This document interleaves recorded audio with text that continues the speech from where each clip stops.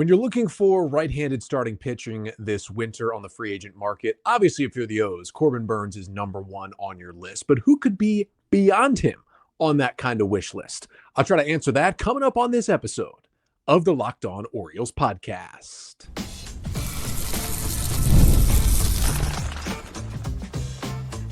You are Locked On Orioles, your daily Baltimore Orioles podcast. Part of the Locked On Podcast Network, your team every day. Hey there, Orioles fans. Today is Monday, December 2nd, 2024, and welcome back into the Locked On Orioles podcast, part of the Locked On Podcast Network, your team every day. As always, I'm your host, Connor Newcomb. And coming up on today's episode, we are going to continue looking at free agents who are available this winter. It's another free agent wish list for the Orioles, and this time it is right-handed starting pitchers. I'm going to go through 6 righties who are out there available this winter that I think the O's should potentially pursue. We'll talk about some names you know, some future Hall of Famers like Justin Verlander, some interesting guys outside of Roki Sasaki out of Japan, and some players who've had their injury issues and had their struggles, but could maybe put it back all together in Baltimore next season. But that's all coming up on this episode of the Locked On Orioles podcast, which is brought to you by FanDuel. You can start the season with a big return on FanDuel. New customers can place a $5 bet, and you'll get started with $150 in bonus bets if you win your first $5 bet. Just visit FanDuel.com to get started today. So it is my free agent right-handed pitcher wish list for the Orioles this offseason. Been doing these wish lists. I've done backup catcher.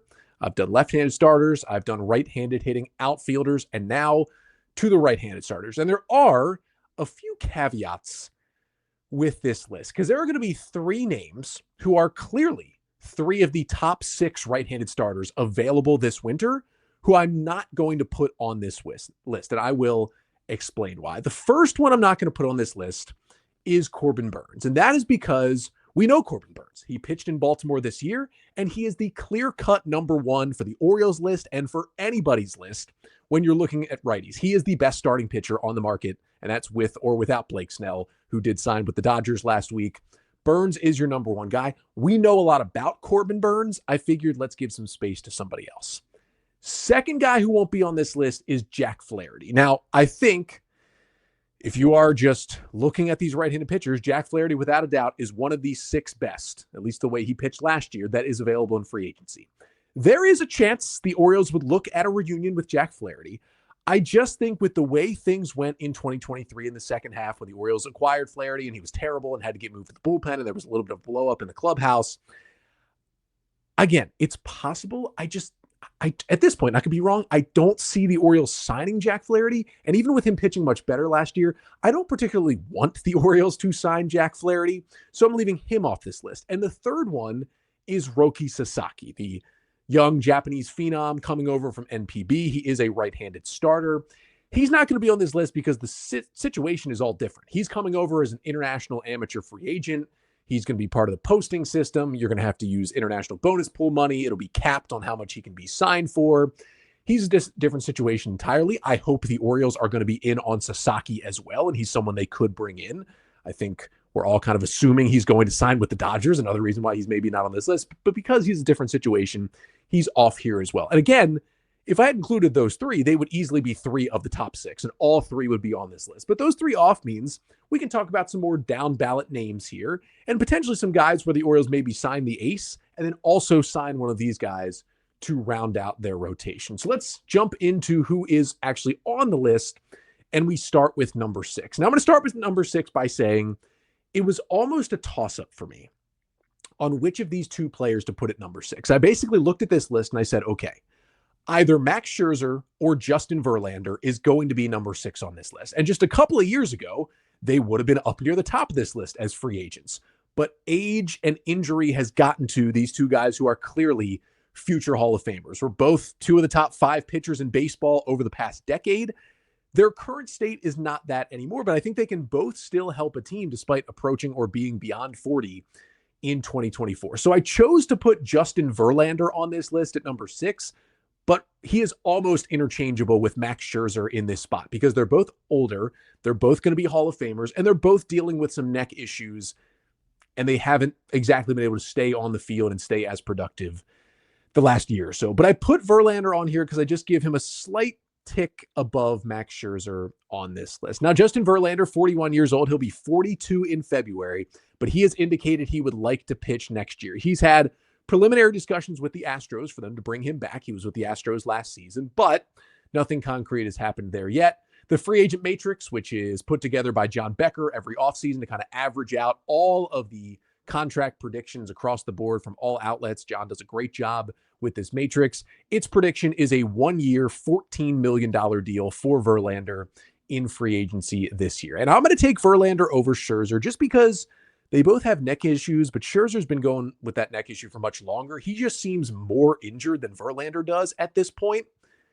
That's why I'm taking Verlander. Now, Justin Verlander is coming off shoulder and neck issues, which caused him to miss a good chunk of 2024. That is the biggest red flag for him, despite the fact that he's 42 years old, is that he only made 17 starts and threw 90 and a third innings this year because of those injuries. And the other red flag is when he was on the mound, when he finally got on the mound in the second half of the season for the Astros, he wasn't good. That that was not Justin Verlander. Highest ERA of his career. In his 17 starts, he had a 5.48 ERA. It was a 4.78 FIP, so he was maybe getting a little unlucky. But you're looking at his stats and you're like, 28% ground ball rate. That's the lowest of his career.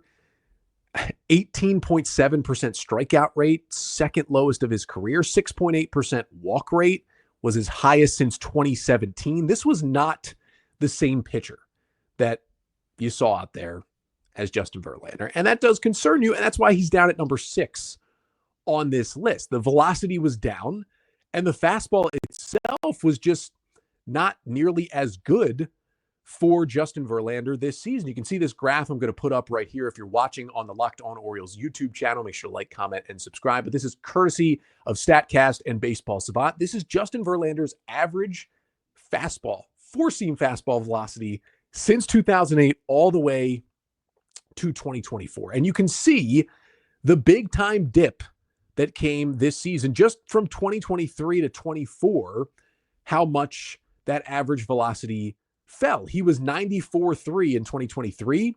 He was 93.5 miles an hour this year. He was 95 in 2022. So it has been a drop. Now, you're hearing all these things from me. And you're saying, Connor, okay, why is Justin Verlander even on your list? Why is he even in this top 6? Why'd you even take him over Max Scherzer? Well, one thing is you can see what happened to Verlander in 2014. His fastball velocity dropped below 93. He was just kind of bad. He wasn't missing bats. He had a 4.54 ERA. He still stayed relatively healthy, but we were just like, what's going on with Justin Verlander? Is he cooked? And then he found his way to Houston. He started to get a little bit better and a little bit better in Detroit. He got traded to Houston and he turned it back on with the Astros and once again became one of the best pitchers in baseball. And I know that he was 32 when he did that, and he is now 42. So his body's going to be a little different. He's coming off injury this time. But if anybody is going to go out there and still be effective with these things bothering him and being 42 years old, it's going to be Justin Verlander. And you think about what he could bring to this clubhouse, to this staff with the experience that he has had. He's no stranger to the postseason. He's been great there. I think if anyone can bounce back, it is Justin Verlander. And the stuff is still good. Like he's still got good stuff plus numbers.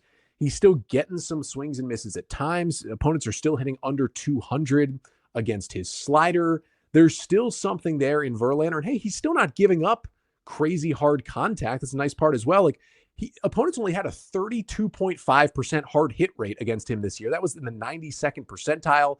Only a below 7% barrel rate against him is pretty low. Like, yeah, he's not the same pitcher, but it's not like he's getting absolutely smacked every time he goes out there. He got a little unlucky. He's still competing. And maybe Verlander on a 1-year deal has one more year in there to give to the Orioles.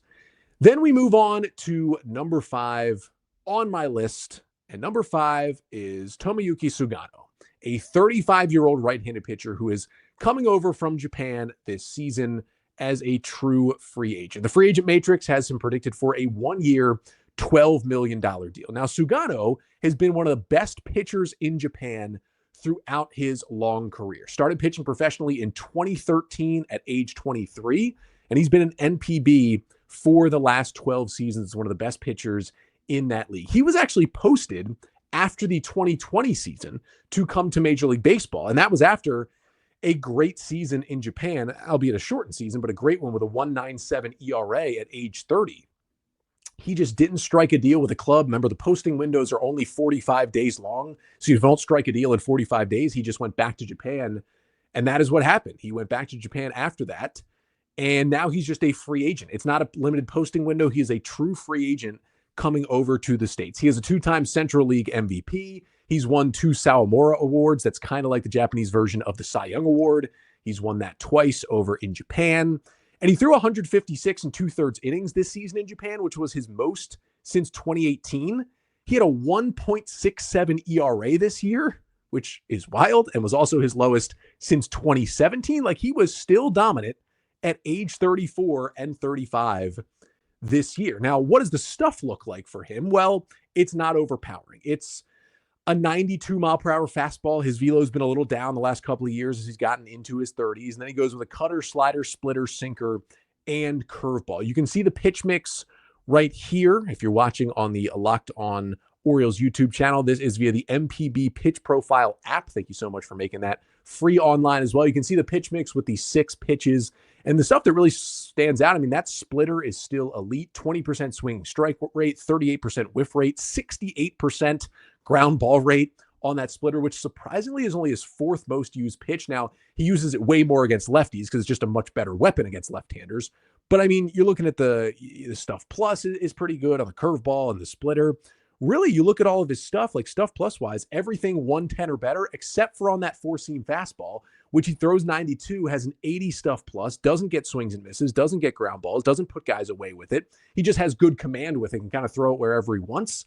If he does come over to an MLB team, what I think will happen is they'll still have him throw this 4-seamer, but have him throw way more sinkers, which is honestly plays as his better fastball, and he still has good command of it, it would seem, and have him just attack guys with that off-speed stuff, especially that splitter. I mean, he is a command artist. 4.7% career walk rate.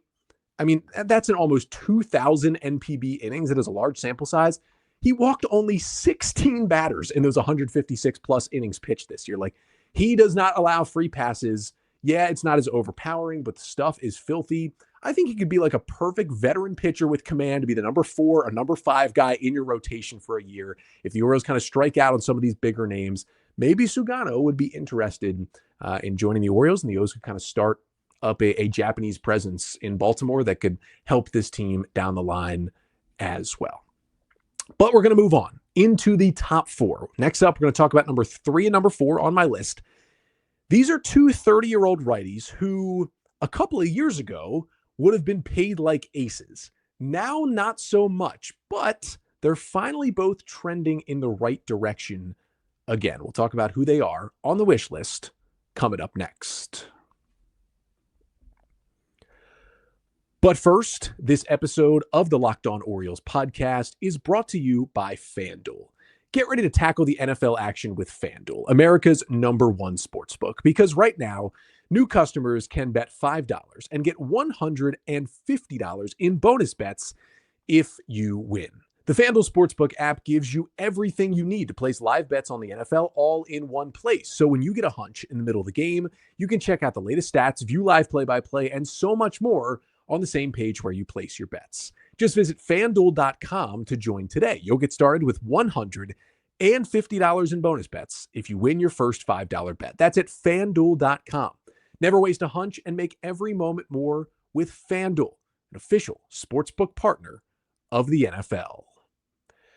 And today's episode of the Locked On Orioles podcast is also brought to you by the DK Law Group. When you need a law firm, do you want the legal runaround, or would you rather have a no-nonsense approach? Well, you get the latter with the DK Law Group, a Maryland-based law firm who is redefining the legal process with their modern approach. The DK Law Group specializes in real estate law, estate planning, business law, and family law. They're tech savvy, they treat clients like family, and they focus on keeping your legal solutions simple. And one of the things you'll quickly notice with DK Law Group is their transparent pricing.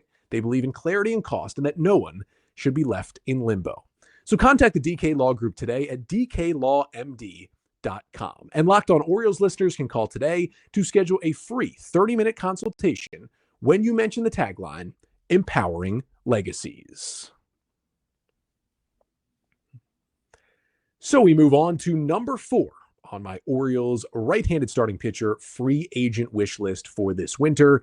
And number 4 on that list is Luis Severino, 30-year-old righty who will be 31 in February and spent his 2024 season with the New York Mets. The free agent matrix predicts him to get a 3-year, $48 million contract this offseason. Now, for Luis Severino, it has been quite an interesting roller coaster for him. Came up with the Yankees in 2015 and was pretty much a star from the jump. Made 11 starts that year and was fantastic. Struggled the next year, but bounced back with an amazing 2017. 31 starts, a sub-3 ERA.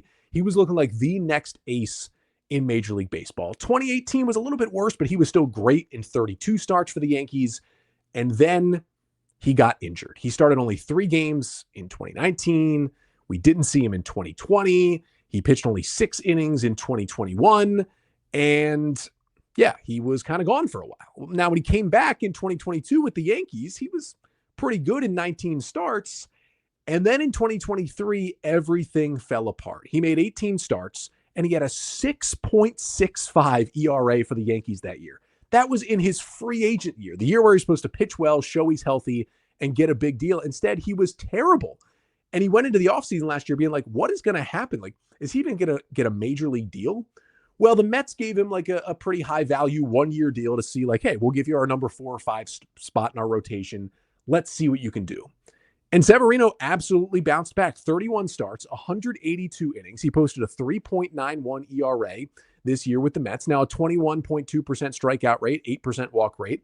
Not the usual numbers that we are used to from Luis Severino, but he was able to throw his most amount of innings since 2018. He showed he's healthy, and he showed he can do things in a different way. It was his highest FWAR since that 2018 season. His slider in 2023 was just horrible. It was absolutely dreadful with the Yankees in 2023. Opponents hit 289. They slugged 566. It was a ridiculously bad pitch.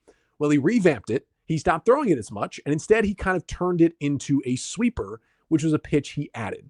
Well, his sweeper had a 139 batting average against it, 39% whiff rate, including righties hit just 107 with a 45% swing and miss rate. And he went from the second worst slider in baseball via StatCast to one of the best sweepers in baseball in 2024 when he changed that pitch. And it still went along with, it's not the same fastball he used to have. It used to be this electric fastball, but his fastball was terrible with the Yankees in 2023. It was the 11th worst pitch in all of baseball by StatCast run value.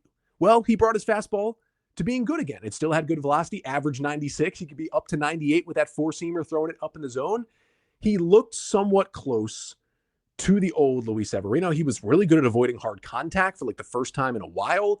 87.1 miles per hour average exit velocity in the 88th percentile in the big leagues this year. Like, he looked like a top half of the rotation guy again. And really the funny thing was he kind of changed who he was. The back in the day, dominant Luis Severino with the Yankees was posting these absurd, like you go back to 2018 and 2017, 29% strikeout rates.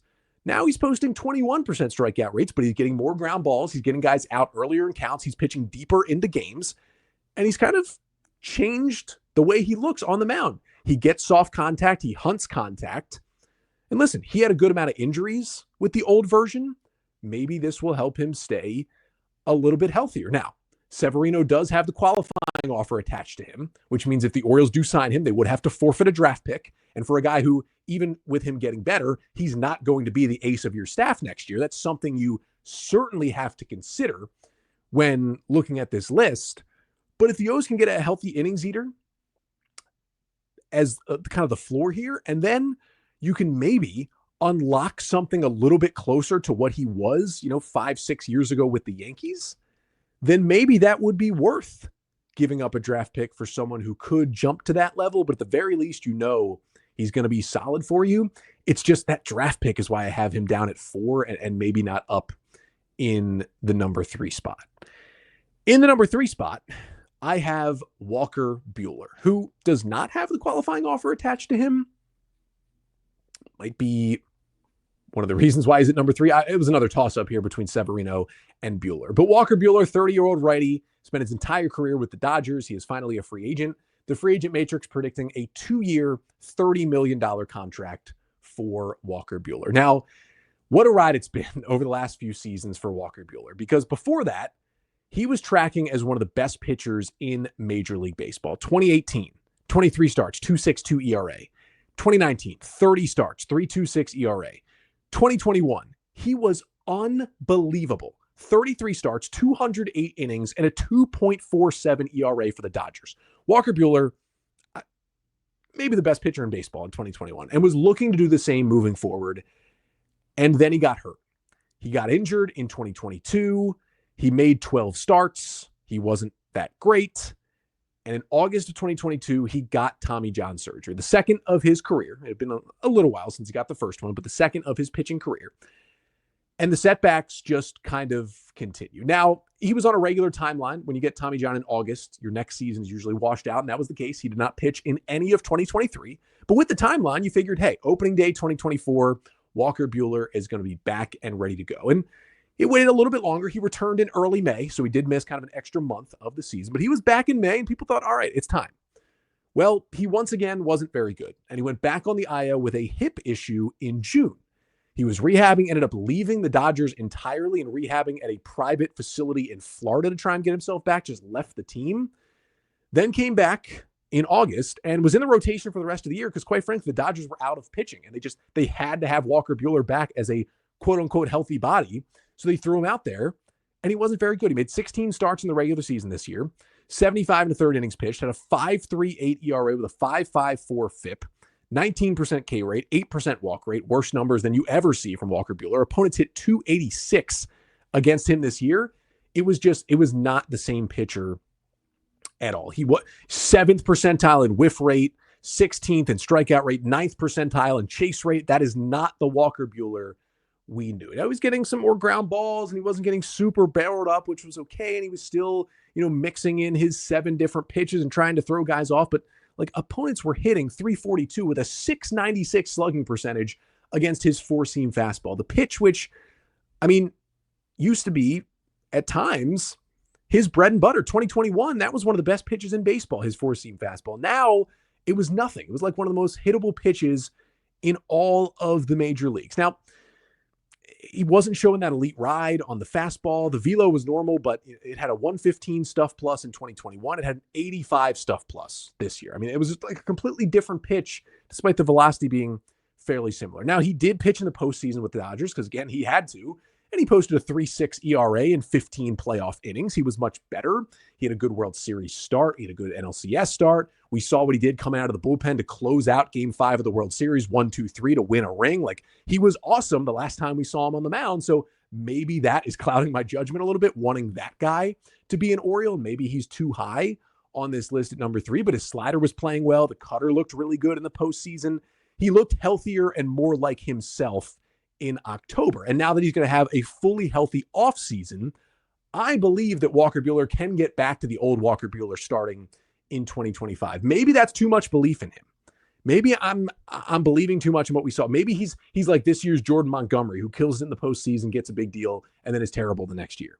Maybe that's the case, but Walker Buehler had a much better track record before the injury. I think finally he's going to be fully healthy from the get-go in 2025. And I believe that a fully healthy from the go Walker Buehler maybe will never be the pitcher he was in 2021. Maybe will never be a Cy Young guy, but can be a really good middle of the rotation starter. And if he's only going to cost 2 years, $30 million, heck, some people are saying he may just take a 1-year prove it deal for like $20 million and then try and rebuild his value and hit the market and get a big deal next offseason. If he's going to do that, the Orioles can pretty much guarantee him a good team to pitch in, solid ballpark to pitch in, and a rotation spot. He should be talking to Baltimore. Baltimore should be talking to him.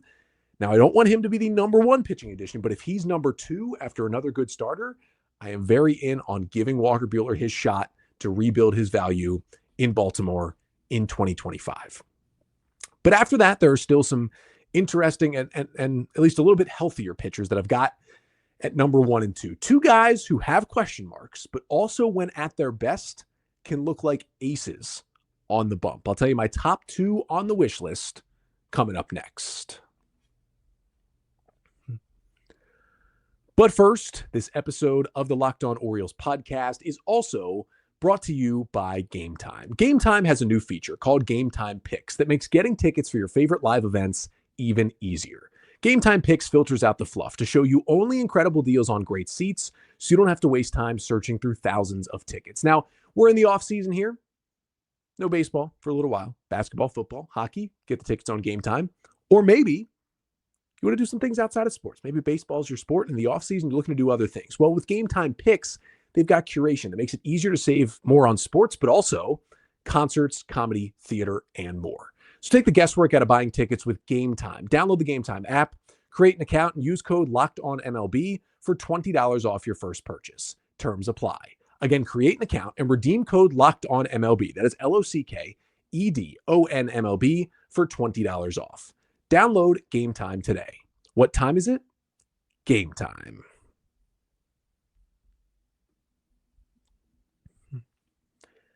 So we move on to number 2 on my Orioles right-handed starting pitcher free agent wish list for this offseason. And number 2 on the list is someone the Orioles have already been connected to this offseason, and that is Nathan Eovaldi.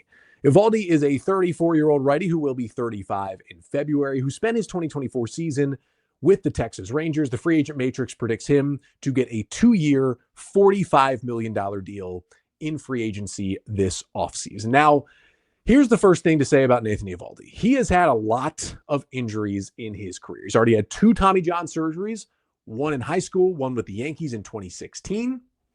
He's had forearm issues in 2023. He had shoulder issues in 2022. But this year was a little different. This year with the Rangers, he pitched 29 starts and threw 170 2/3 innings. Those were his most innings pitched in a season since 2021 and his second most since 2014 with the Marlins.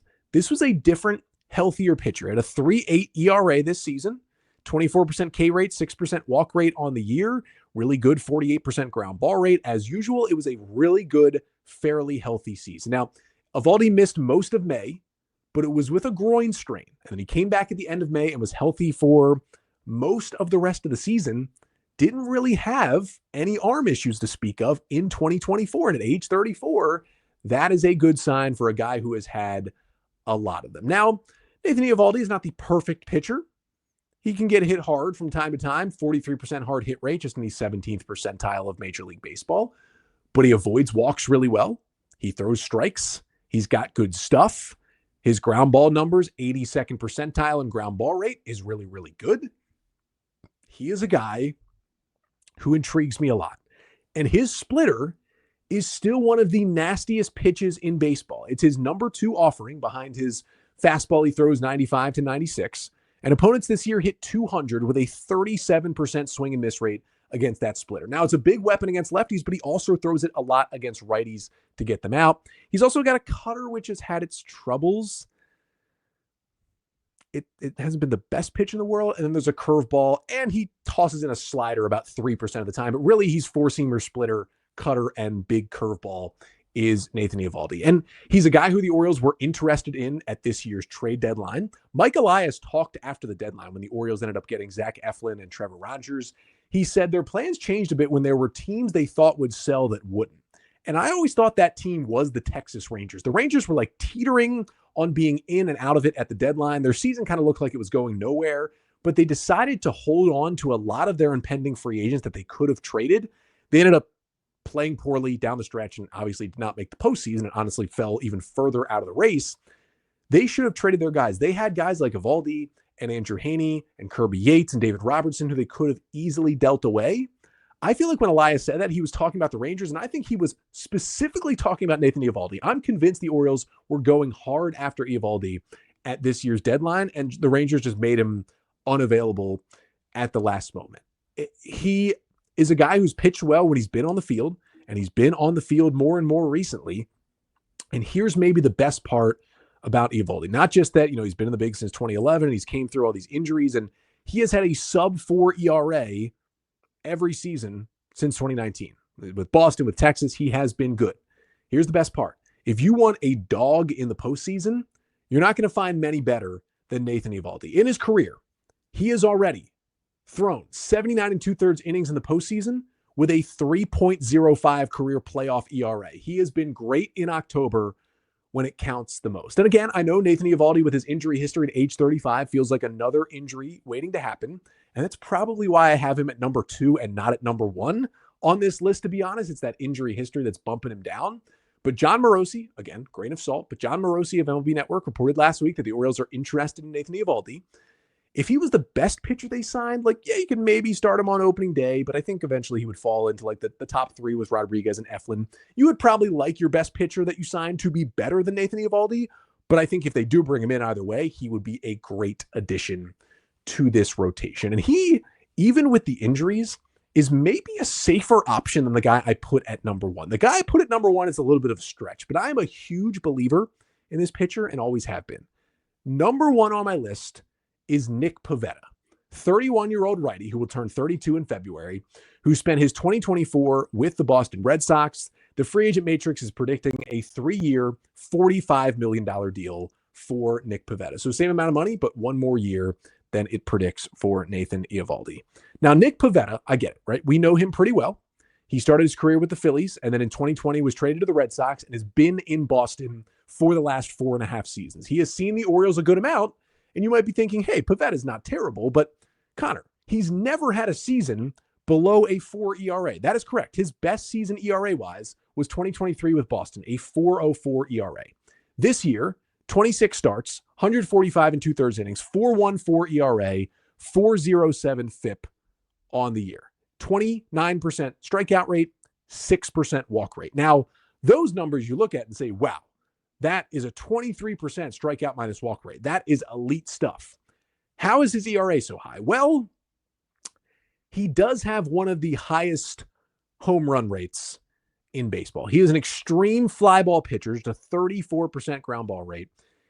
He's got a 15% home run to fly ball rate this year. That is pretty high. He does give up a lot of long balls, and that can crush his numbers because on pitches that guys are usually giving up flyouts or singles or doubles, he generally gives up home runs. Now, he has pitched his whole career in hitter-friendly ballparks, in Philly and in Boston.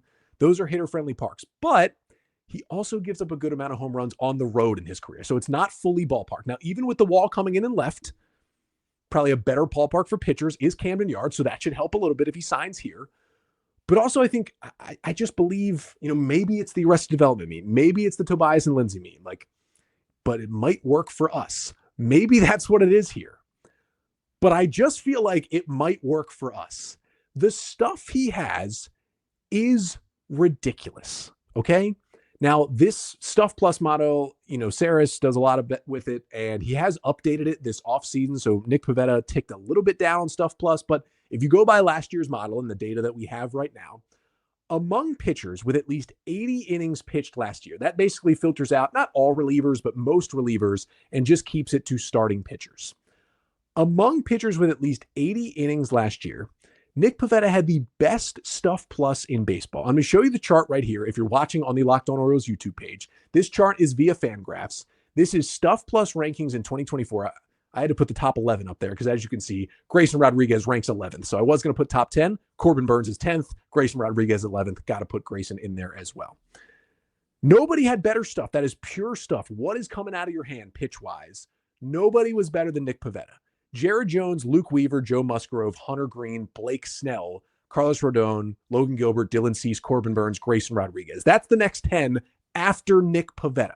And after that, you've got guys like Jared Jones.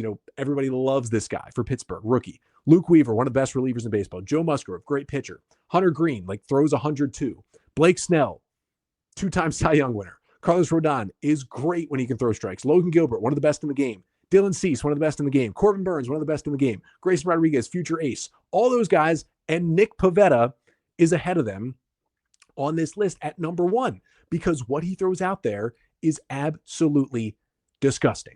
And if he can just find a way to rein in the home run problem a little bit. Now, the way he pitches he's always going to give up homers. He's got that riding fastball that he throws up in the zone. It's 93, 94. It's up in the zone. It's got that carry to it. But when guys can get on top of it, they hit a lot of home runs against it when they square it up. But when they don't, it's a lot of lazy fly balls and a lot of pop-ups and a lot of outs. But then there's that sweeper. 35% whiff rate. Opponents hit 189. It's devastating to right-handers. Got a curveball, and then he'll toss in a cutter and a slider at times. But really, he's four-seamer, sweeper, curveball. What the Orioles would do, I think, is add back his splitter. It's a pitch he threw every now and again for, the last few seasons. It was a changeup for a while. It was a splitter.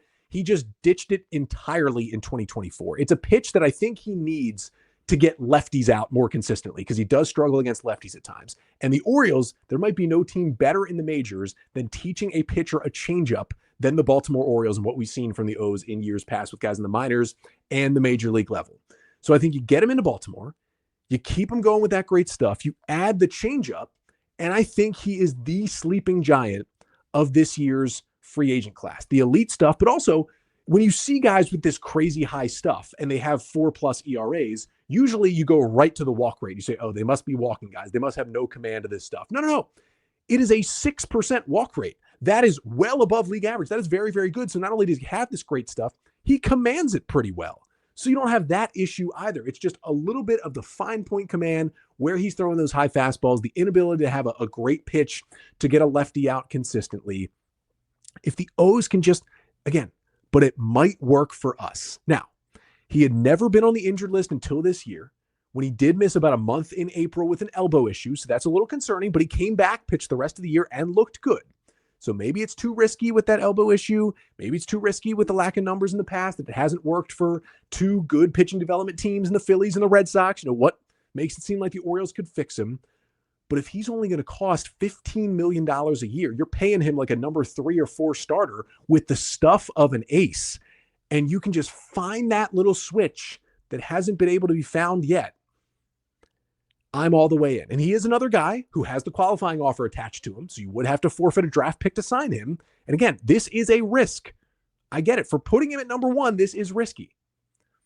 But I feel, and I could be wrong, that the payoff, the reward, is going to be huge if you can find that little tweak in Nick Pivetta that is going to help him explode onto the scene. And he's not old yet, right? He's 31. He'll be 32. He's still got, you would hope 3-4 good years ahead of him. And you could say, Connor, he's going to be 32. What at this point are you going to change? Guys change.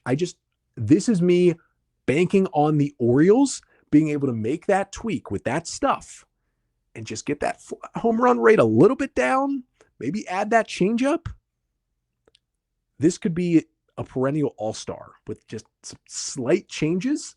And I'm going to put him at number 1. I've loved Nick Pivetta for a while now, since he got traded to Boston and kind of upped his game. This is, I think, the sleeping giant in the free agent class, and I would love to see the Orioles go after him. But that is my top 6. Again, Burnes, Sasaki, Flaherty not on here for reasons, but let me know. Who did I rank wrong? Who would you switch up? Would you put anybody else on the list? Let me know right here in the YouTube comments. Make sure to like, comment, and subscribe to the podcast here on YouTube. Also, wherever you listen, Apple, Spotify, leave a 5-star rating and a review, and make sure to subscribe. That really, really helps out the show. Just a little disclaimer, because of my schedule over the weekend, blah, blah, blah. This was recorded on Friday. So if any of these players did sign between Friday and you listen to this on Monday, that would be why. Either way, I'll be back tomorrow with a Tuesday episode. We're going to take a look at Anthony Santander. We're starting to hear some rumors about teams he's talking to, interest in Santander. Let's put the argument on both sides, the case for and the case against the Orioles bringing back Santander. That's coming up on tomorrow's episode. But until then, I'm Connor Newcomb, and this has been the Locked On Orioles podcast, part of the Locked On Podcast Network. Your team every day.